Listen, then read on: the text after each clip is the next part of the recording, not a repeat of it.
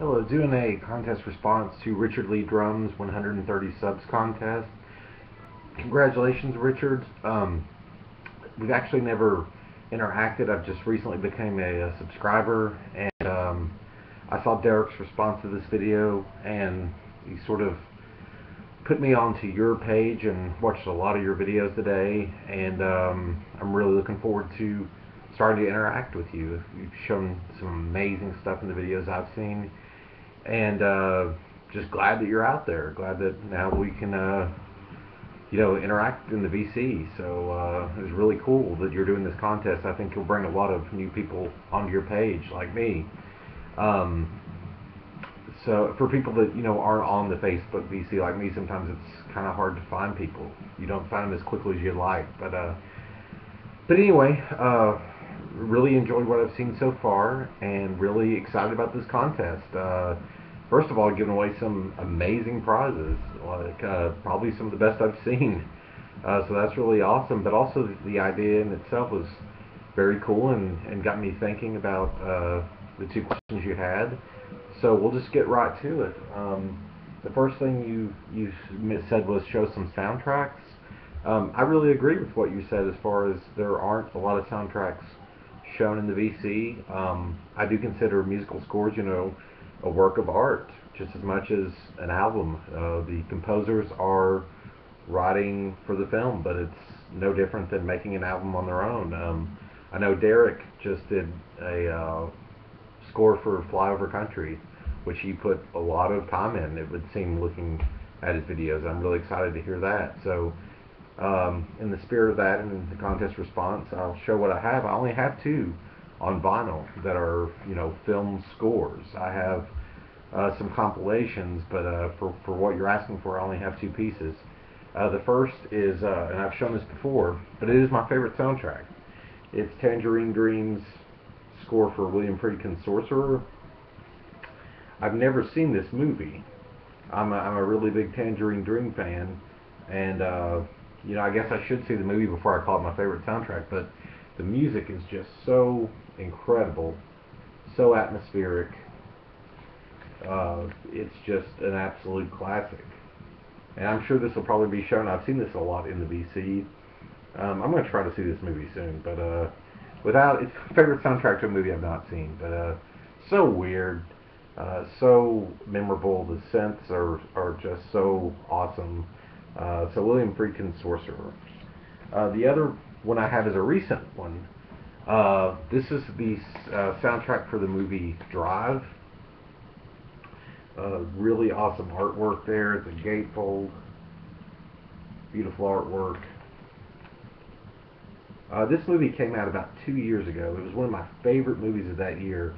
If you've not seen the film Drive, I really encourage you to check it out. It's got Ryan Gosling, Albert Brooks, the great Bryan Cranston from Breaking Bad, Joan, the actress that plays Joan from Mad Men, Ron Perlman. I went over most of the cast there. Actually, I think there is Joan from Mad Men. This is an incredible, incredible film directed by Nicholas Winding Refn, who is a really visionary director. But yeah, an incredible film. But I really love this soundtrack. It's predominantly scored by a guy named Cliff Martinez. There are, I think, three or four songs that were chosen from bands, but 15 out of 20 of these tracks are written specifically for this by a composer named Cliff Martinez. Very, just so cinematic, so minimal, adds so much to the movie. And I listened to this, by itself, and it's just when a soundtrack's done right, it adds so much to the film. If you were to watch the same piece of film without the music, you would really be missing out. And I think Cliff actually did.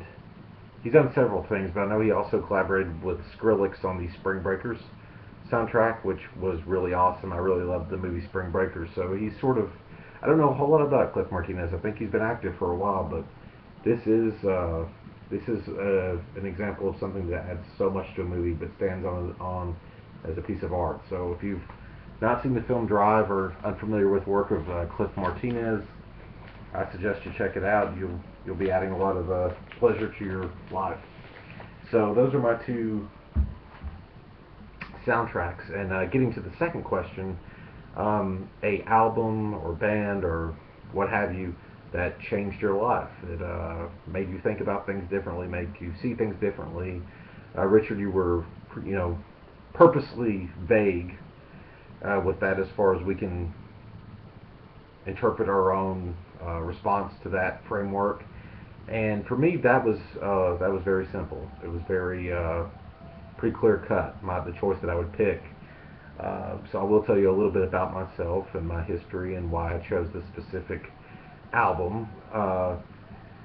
I may get, well, I won't get some crap because everyone in the VC is very non-judgmental so far. I've not seen any negative backlash. Everyone's been very supportive, and uh, as far as, you know, when you pick a choice and you think, well, people are going to think this is kind of, you know, ridiculous.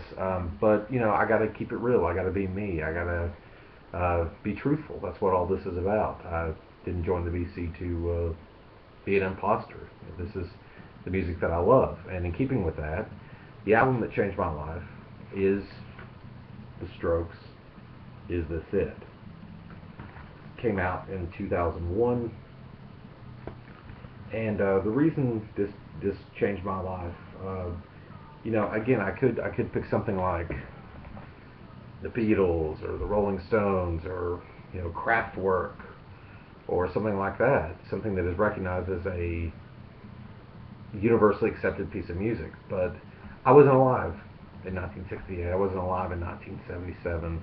I was alive in 2001. I was a 16-year-old in 2001 when this album came out. So to me, you know, if I had been a 16-year-old in 1968, I probably would have went with something else. But this is my time. This is the time that I was alive in, and you know, that's why it had such an effect on me. Um, why this means so much to me is I was 16, and I always wanted to be. We had music in our house, but I always wanted to be a basketball player growing up. I was very sports minded and played in you know, the optimist leagues where they would let anyone play. I wasn't very good, and they would let anyone play. And then when you got to the level where you had to try out to be on the team where they did cuts, I didn't make it. I wasn't very good. My parents were very supportive, and they, you know, encouraged me, said I could do whatever I want to do, so on and so forth. But you know, the coaches are not going to always, they're not going to let you on just because they like you. You have to have talent, which I did not have. And when I tried out for the high school team, I got cut. I was one of the first ones that got cut. They're like, "Go home. We don't need you here. You need to do something else." And I didn't really know what to do as far as hobbies. Sports were pretty much it for me. So I remember I came home and I was very upset, and you know, talked to my parents. And the next day, my mom we went to try to find me a hobby, and I picked up a bass guitar. I was like, I guess I should do this. I guess I should do music. And without getting into, you know, the whole history of it, you know, I started playing bass guitar. And the only music that, you know, my parents had music, but they weren't really music. Doesn't mean what it does to me to my parents. You know, they're not into it this deeply. So the only way I really got exposed to new music was the radio, and just the top 40 radio. So I started listening. I think the first things I started trying to learn on bass were like No Doubt and the Wallflowers, sort of like adult contemporary almost bands, because that's all I knew to listen to. And